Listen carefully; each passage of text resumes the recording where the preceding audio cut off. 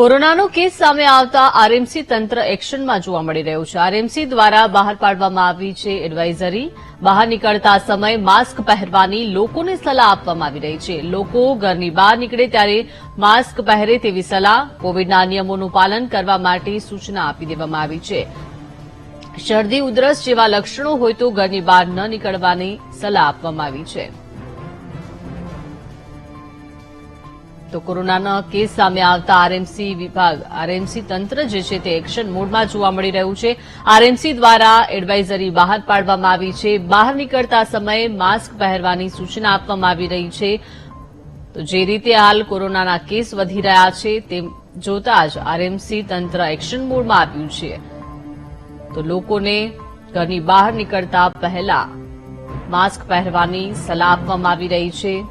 તો બહાર નીકળતા સમયે લોકો માસ્ક પહેરે તેવા સૂચનો આપવામાં આવી રહ્યા છે। લોકો ઘરની બહાર નીકળે ત્યારે સોશિયલ ડિસ્ટન્સ રાખે, આ સાથે જ માસ્ક પહેરે તેવી સૂચના આપવામાં આવી રહી છે।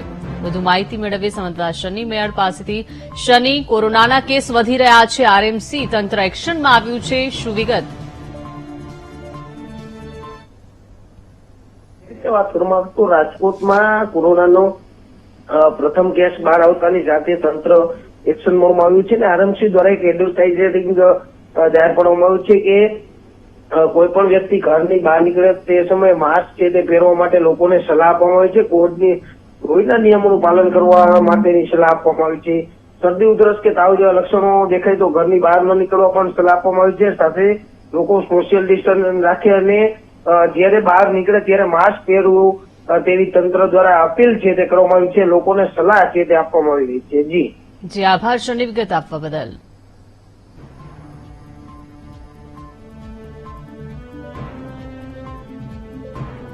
તો ફરીથી કોરોનાના કેસ વધી રહ્યા છે તેને ધ્યાને લઈને આરએમસી તંત્ર એક્શન મોડમાં આવ્યું છે। લોકોને સલાહ સૂચન આપવામાં આવી રહી છે। લોકો ઘરની બહાર નીકળે ત્યારે માસ્ક પહેરે તેવી સલાહ આપવામાં આવી રહી છે। કોવિડના નિયમોનું પાલન કરવા માટે સૂચના આપવામાં આવી રહી છે।